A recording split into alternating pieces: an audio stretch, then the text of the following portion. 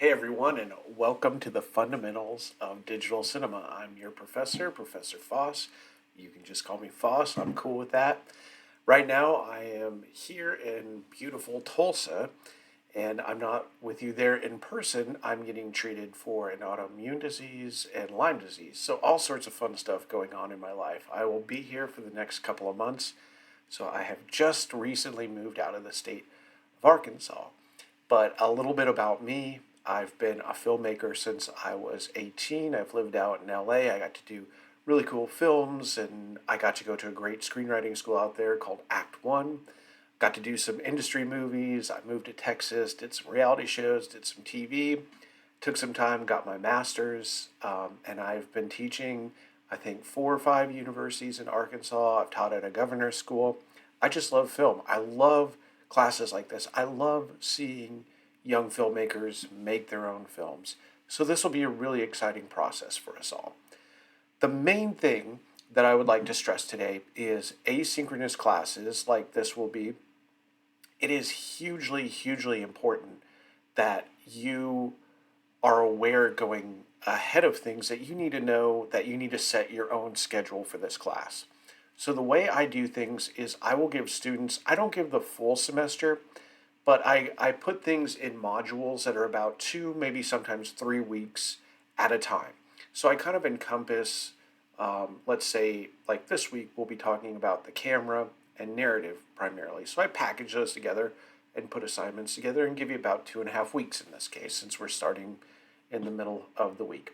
But you don't want to put things off till the end. So, really, as you're kind of getting into this semester, make sure you're structuring yourself, that you're giving yourself enough time to get everything done that you need to do. So, I'm not going to overwhelm you with too much homework. I really want to get you out and film, but you have to learn a lot and know a lot before you can go out and film. So, really discipline yourself. It's way different from a class that you would attend, say, 2, maybe 3 times a week, or a class that you come to once a week for like 3 hours. This is self-taught. This is self-driven. I did homeschool a little bit in high school. There was a film that came to town and I wanted to work on it. So it's a little like homeschooling. You just have to discipline yourself. Otherwise, it's perfectly easy. The bulk of my students do really well, A's and B's, right? But it's the ones who, when I go on and I look and see how much time they're putting in on the class, they get themselves in trouble. Always email me if you have questions, if you're falling behind, if you're unsure of anything. I'd be happy to jump on Teams, or we could do a Zoom call, whatever it is that will get you on task.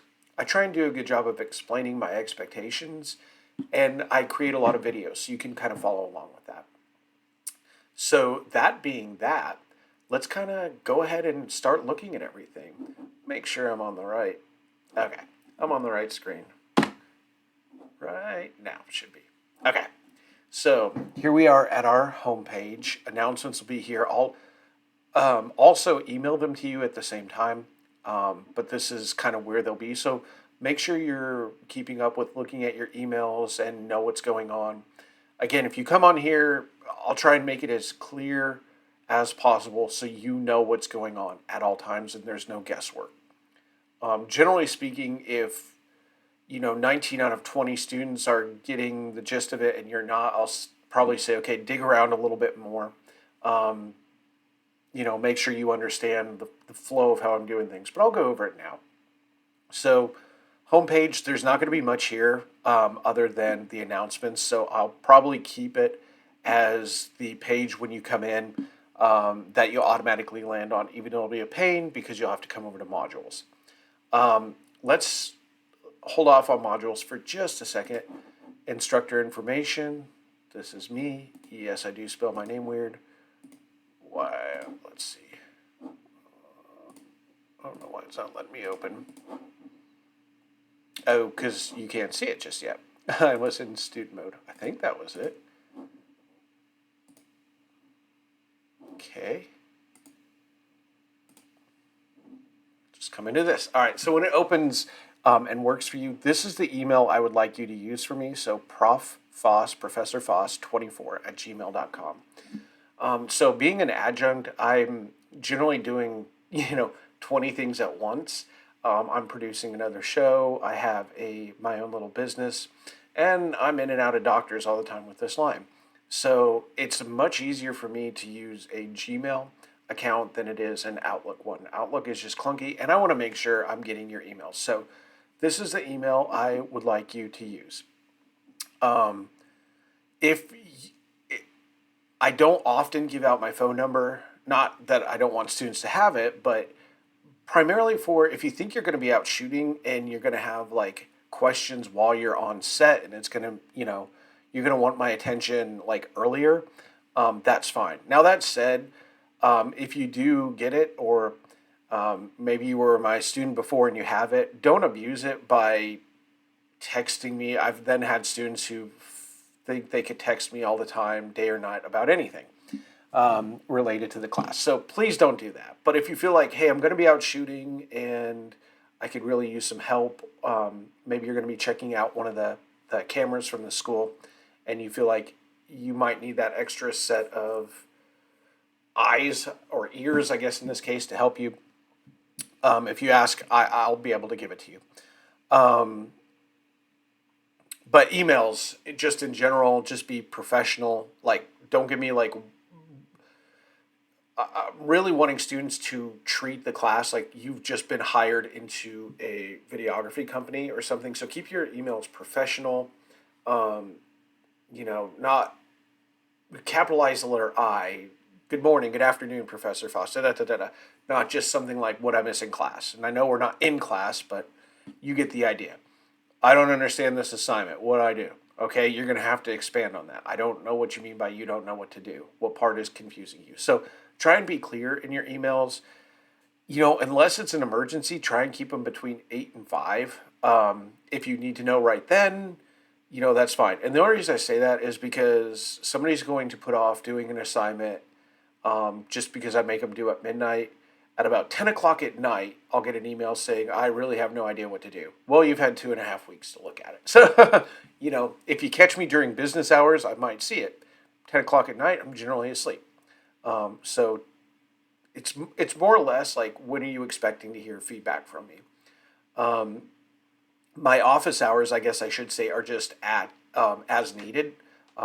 Anytime you want, just email me, and that will be my office hours by appointment. Email me as soon as there's an issue with something, especially something technical. I've kind of found with Blackboard, it's a little clunky sometimes when you're uploading videos. Make sure it's gotten all the way in there, like that the upload is complete. But just take a picture of what the screen's saying. If there's an error, email it to me and say, if it's before when something was due, say, I'm having a glitch. Can you please look at this? You can also email me your homework worst case scenario. I don't love that just because it gets things clunky. But if, it's 10 minutes before something's due, Blackboard's going crazy, yeah, go ahead and email it to me and say I'm emailing it because I'm having issues. But then I want you to resolve that issue and try and get it uploaded onto Blackboard. So that way you can see if there's any marks or things like that. So you may need to go to IT on campus and resolve the issue that way. Okay. All right, syllabus. Cool. Again, there's my email right there. If you need it, kind of boilerplate stuff here. I'll have you all, as opposed to me reading this out loud to you, please come in and take a look, make sure everything makes sense, and that you understand everything. This will give you goals, objectives, things like that. Okay. So to complete this course, you will need the following. All right. Here is the book I would like you to get. It's called the Bare Bones Camera Course for Film and Video. Now, there won't be any points associated with this until maybe at the end of the semester when I'll say, go back and give me a recap of what you think. But I am begging you, please get it and read it. It's really small. It's a really easy read. And I don't mean this that I picked it because it is that easy. I'll probably a 7th grader could read it.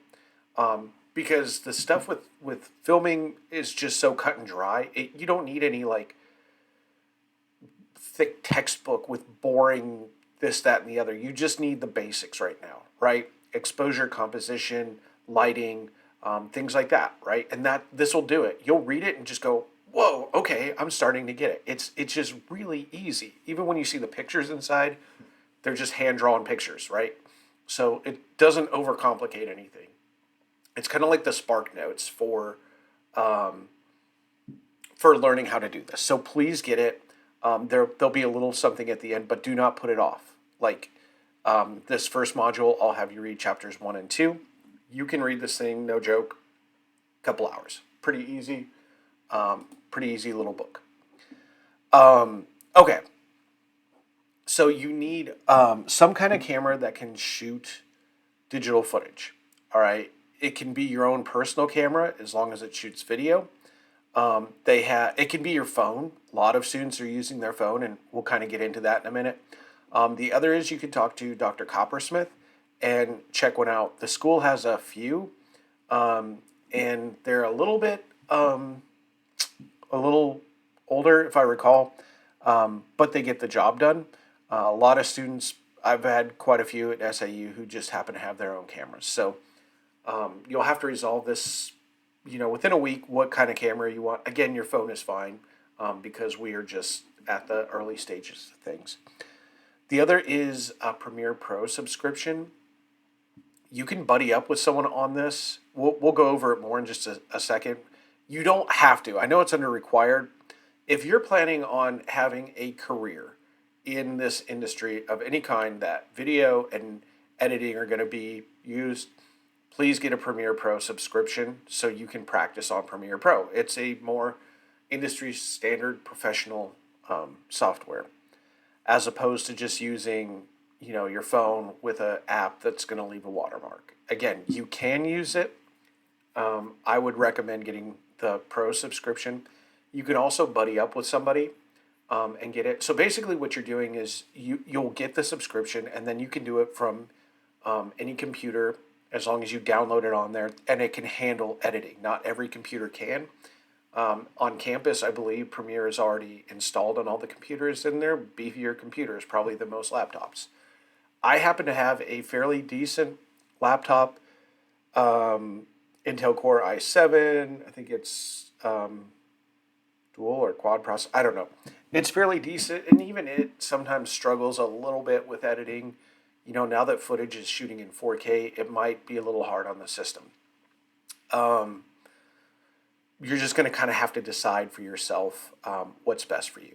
Okay, so recommended. I recommend you get an external hard drive for storing your footage and an SD card reader. So the SD card goes in the camera, and then you save that footage onto this hard drive, and that way you have it backed up. Some students, I've seen them, I hope this doesn't take me way off, but you can just get a relatively small, it doesn't have to be crazy, just some kind of external hard drive.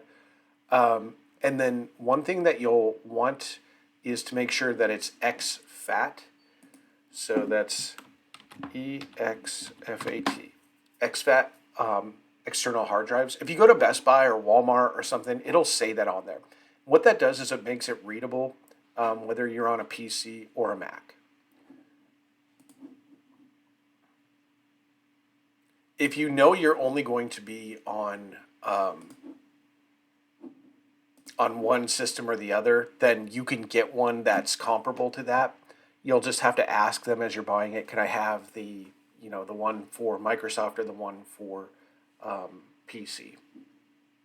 But if you get exFAT, you won't have to worry about it. Okay. So I mentioned SD cards earlier. I would get your own as well. It's going to make me go through the whole process again. And an SD card just looks something like this. So the higher this number is here, the faster it's reading it. Now you can see this one's not crazy expensive, $29. This is a really good one. So it's got a fast speed, 128 gigs. It's not a lot, but for these cards, that's plenty. And then it's class 10. So that's just at the speed which it's reading it as well.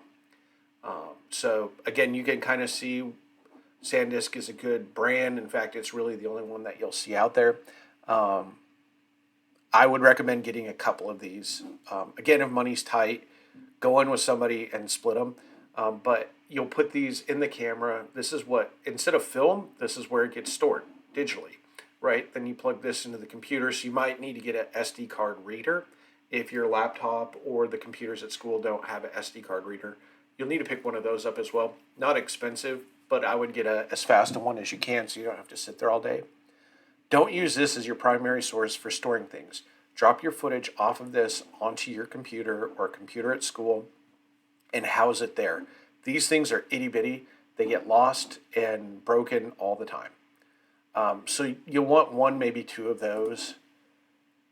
Probably one would be fine. Worst case scenario, if you're out filming and the card gets full, then you can go and upload it to a computer, format the card, and then it'll be free and you can keep shooting. But if you're shooting a lot of things, you may want to get to as you grow up, kind of expand yourself in this industry, you'll soon find that you have way too many of them. They just start piling up. Okay. Syllabus, again, go ahead and just kind of look this over. Some of this is applicable only in person. Boilerplate stuff. Again, I know we're async. You can see grading scale. Our evaluation is going to go. Your final production, that's kind of your big beefy thing. And that'll involve more detail to come, but it's not just one video. It's going to be your paperwork, a rough cut, so on and so forth. You'll do an experimental or a music video. These are fun just to kind of get people to think outside of narrative storytelling, just to, again, think visual. And then you'll make a hero goal obstacle video or just a simple 1 minute. So you'll have essentially 3 films that you're creating this semester. You'll have 2 edits and then about 10 different assignments, usually around 20 points each. There might be a few more, there might be a few less, but I've kind of got everything to 1,000 points here so you can sort of see where everything will be. So I wouldn't skip out on anything. I don't generally accept late work. So again, get yourself organized and really ready for this semester and being prepared for it. But I'll give you plenty of time. I've also been known to grant extensions. If you reach out to me ahead of time and say, hey, I've got a job, I have a kid, I'm really busy. Is there any way I could get a week extension? And usually I'll let you tell me what you need, and then I'll grade accordingly. So I won't necessarily you'll get a D instead of an F. No, that's not the case. But if you did get more time, you may go from an A to a B. If you got a lot of extra time, maybe an A to a C. What I don't is that's kind of becoming the trend of students just waiting till the end of the semester to tell me that their life has just been chaotic or whatever. There's very little I can do in that case because my job is to say whether I think you're professionally ready to move on. It's a little bit more than did you just get the work done. So I'm really easy to get along with. Do not wait to tell me I don't need to know what's going on in your life. I need to know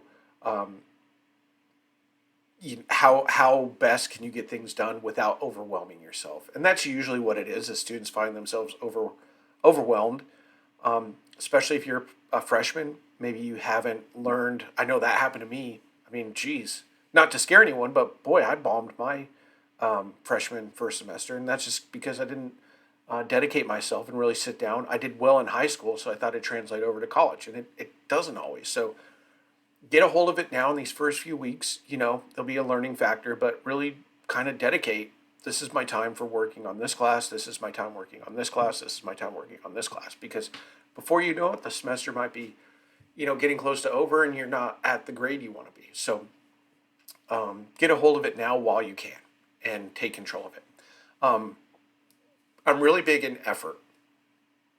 Does this show me effort? Does this show me that you're trying or caring about what you're doing? I can tell.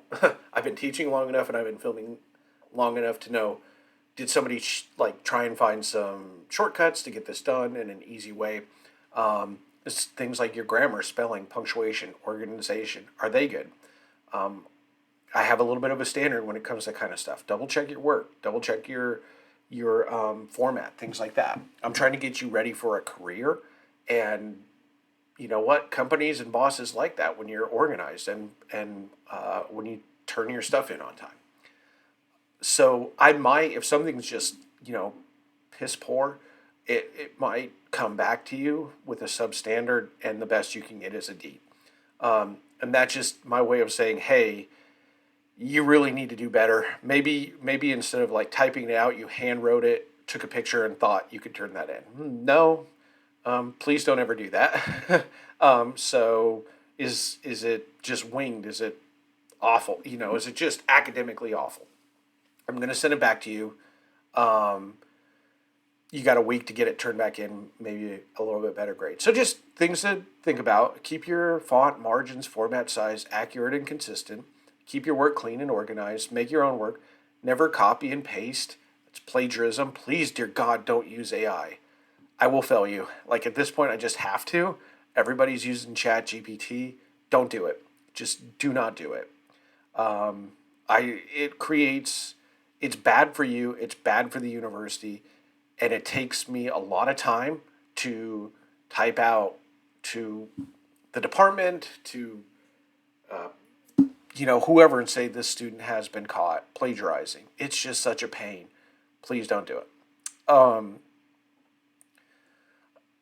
Additional things, I understand life gets in the way, but just try and contact me if there's things that, especially I found like student athletes, things can get crazy. You travel a lot, whatever. Don't wait till the end. Do not wait till the end. Get a hold of me, when it's starting to get to be an issue. And then we'll figure something out. Like I said, you're paying money for this. I want you to do well. My goal is not to fail you. My goal is to teach you the joy of filmmaking. But we'll all make it easy on each other, and life will be good. For the sake of your classmates' privacy, don't post anything that you shoot in here online without their permission. As far as your content goes, I'm not really ever gonna censor you. I think there's like things like guns on campus. Please don't do it. Just no. Not because I don't think there's a place for guns in film. It's because the world we live in, there might be a cop who sees you with a fake gun walking on campus. They might be told to shoot first, ask questions later. So please avoid violence on your scripts. Again, there's hoops to jump through if that's what you want to do, but try and keep it appropriate. Outside of that, don't go too crazy. And I'm pretty. That's about been the only thing I've told students no. Anything where anybody could get hurt, things like that. Don't disparage the university, faculty, staff, students, classmates. Get anybody's permission before you publish things online. So if you film somebody, make sure they sign something, or you get a video of them saying you have their permission, even if they're your friends, your roommates, your brothers, sisters, whatever. We're just going to kind of handle it professionally. If you get a video of them saying you have my permission, that's fine with me. When we get down to it, I will give you actor releases, and you can just get them to sign that. Occasionally, like this week, I'll have you watch a film. Sometimes it'll be rated R. Yeah, I've had students say that they're not comfortable with certain R-rated films.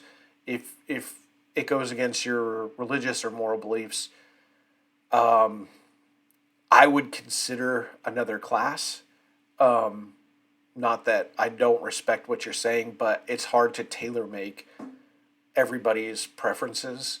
So that said, I'm not showing anything over the top, violent, or anything like that. But if you do have grounds for a reason not want to watch things, please email me again ahead of time. Don't wait until 5 minutes before it was due and say that you're uncomfortable with something in it. Big thing too, and I think I mentioned it, tech issues. Take a picture of the problem, email it to me, and then get over to IT as soon as you can the next day. Have them email me that there was something, and it'll be fine. Put the important dates on here just so you know. I'll have a little bit more of a calendar by next class. That's sort of the long and short of that. Again, I have just a section, kind of an addendum here on the grading. Again, are you putting effort? I put down here, again, this is stuff that was in the syllabus before, but if you want the specifics that you can kind of turn to again. So your assignments are kind of point based, and generally they're out of 20. I might cut some of them down to 10 just if we need to get a couple more in, but it keeps things mathematically clean for me on my end. You'll pretty much go down for every 2 grammar or spelling errors, you'll go down 5 points. And then you'll go down 5 points per formatting errors, such as inconsistency or differing sizes. The one thing that gets me with that is it's kind of an indication of copying and pasting. If like all of a sudden the font or the format has just changed, so we might have bigger issues than formatting, but just keep it the same. There's no point in changing it off of left justified and 12 point times New Roman, right? That's all you need to do. I say that, and yet you can kind of see when I brought this one in here, the format is a little different. Don't know how to change it, but it's, this is a good case in point. So when I copied this down over from the syllabus, it had different margins and things like that. But I tried to keep it as clear and consistent as I can. Same with that. The font's different, but do as I say, not as I do. If I knew how to work Blackboard better, it's clunky. Microsoft Word, Google Sheets. All of a sudden that didn't sound right. Sheets, whatever it is, they make it a little easier. Blackboard, not so much. Okay, last one under here, camera and editing. Okay, so it is important that as far as what camera you're going to want to use for the semester. The main thing is that you need to shoot in 24 frames per second. Well, what the heck is that? We'll get into that. Like frames per second is literally like when you take a picture, like a regular picture, that's 1 frame, right? So what video does is it's taking 24 frames per second. So if you think of that like in terms of when you were a kid and you'd have your notebook in class and you'd be bored and you draw in the bottom corner like a little stick figure, and then you on the next page in the bottom corner you have that stick figure move just a little, and you have that stick figure on the next page move just a little, so on and so forth, until finally you got 50 of them and you go and it looks like he's moving. That is exactly how film works, right? So film looks like film, TV looks like TV, and YouTube videos look like YouTube videos, and sporting events look like sporting events. Well, the real big difference is the frame rate. How many pictures per second are they taking? Film uses 24 frames per second because it gives a little bit of motion blur. And that little bit of motion blur is what we like in a film. Sporting events shoot at like 300 frames per second. It's crisp, it's clean. The more pictures you have, the crisper the image. So let me grab my phone.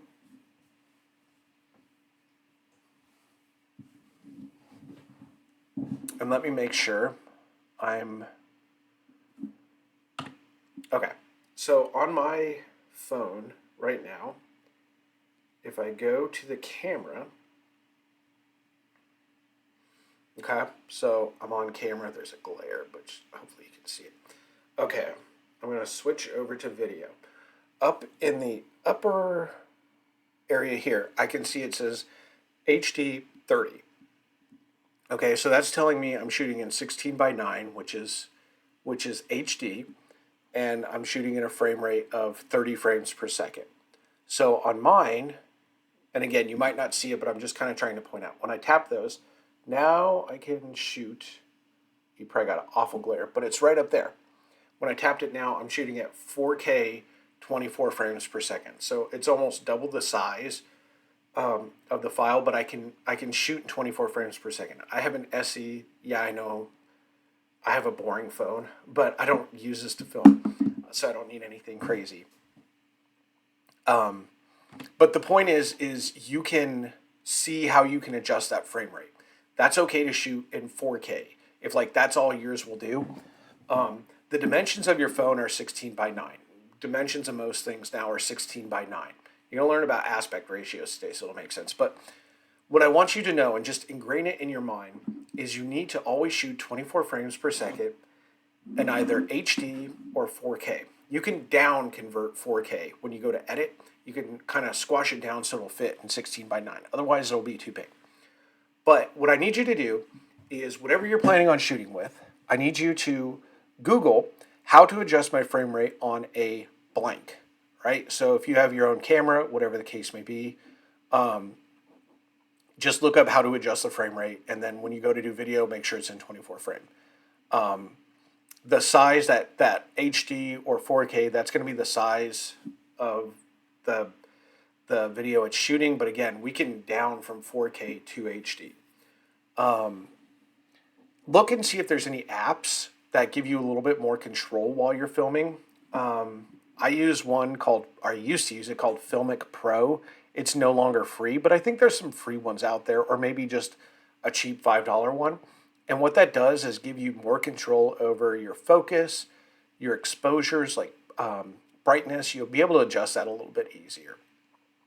I don't think you can adjust shutter speed on a phone, but I'm getting way ahead of myself on that. So look that up. As far as like editing, decide if you want to use Premiere Pro or not. Here's a link to purchase it if you want. Get it for a month or two. Split it with somebody. Just create a username and login and split the cost. I think it's about $20 per month for students. Might be less. So $10 a month for, you'll have this for what, 3 months? Something like that. 4 months. So not that bad. There are free editing softwares out there that you can explore. Doing it on your phone might, I don't know, that's just so hard, but maybe you're great at it. I don't know. I use one, or have used one, called, hey, there I am again, OpenShot Video Editor, and that's what I have the link to right there. It might leave a watermark, but I don't know. That's kind of one of the punches you got to roll with if you get this one. There are some on your phone. I've used InShot before for just really simple stuff. But again, if you're looking at this as far as a career, go ahead and get Premiere Pro. But in either case, take this first module time to really understand this. The more we get into these lectures and everything, the more you'll start to come to understand it. But if you get at minimum, learn how to adjust your frame rate in your camera, and then shoot something at 24, shoot something at 30, shoot something at 60, look at them, like shoot the exact same thing, and you'll see the difference, right? You'll be like, oh, 24 looks like a movie, because it just has that little bit of motion blur. Okay, so then primarily over here is where the bulk of the class is going to be. So we have Module 1. And as you can see, I've already got a video for you there explaining Module 1. But this is kind of how I'll set things out. So you can see our dates for Module 1 are the 23rd through the 9th. So it's like 2.5 weeks. Yeah, so we have up until here. More. So you have plenty of time. You'll have plenty of time to kind of get going on this. All right, go ahead and just start by watching the video. You'll see it right here. So I have a video overview, and then I have a just a click down and read overview. I'll explain the assignments in there, and that'll get you going. So go ahead, enjoy Module 1. Email me anytime with any questions, and we'll take it from there. All right, I hope you all have a great day, and I will talk to you soon.